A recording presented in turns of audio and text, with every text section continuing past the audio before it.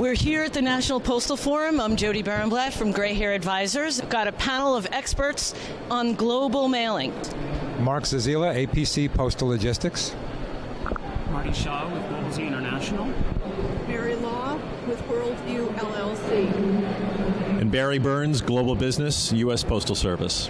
So how is it that we capture the names and addresses of the people that we need to mail to, and what's the best way to do that? Sure. So one of the most important things is to be flexible with your data capture. So it is going to change over time. WorldVu can certainly show with each of the publications that they release that countries are changing the format of their addresses. One of the things that's really significant about international addresses is that they're longer than domestic addresses. You can't fit a British address into a US format, or a Japanese address into a US format. So you need to allow the extra space.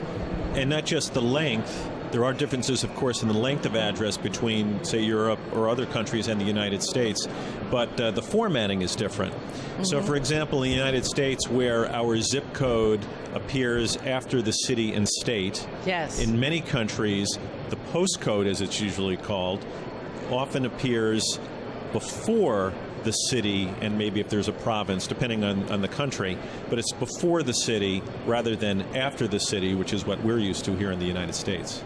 Well, I think one of the mistakes that people make is assuming because they got an address on their website that the user created, that people assume that it's going to be correct. And what we see a lot of times, we're at the end of the chain preparing the mail for delivery, and very often people send us either lists to use or they send us pre-addressed mail, parcels, and the addresses are invalid.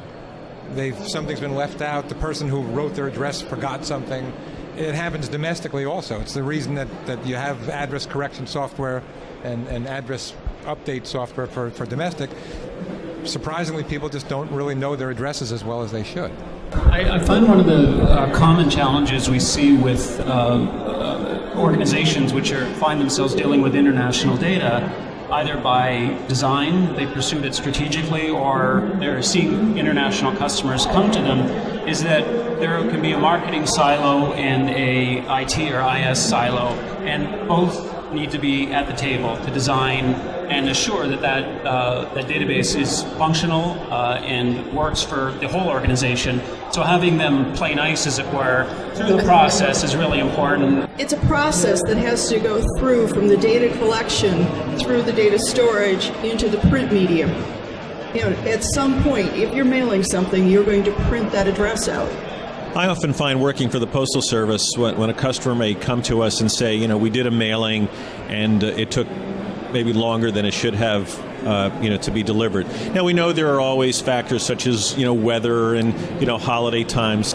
I always ask about the address, and lots of people just assume that the address is correct and that it was formatted correctly and that it was actually printed on the mail piece correctly. You'd be surprised sometimes that there are just mechanical problems in the production of the mail piece. I think, Barry, to your point, I think it really involves starting at the beginning of the chain rather than the end.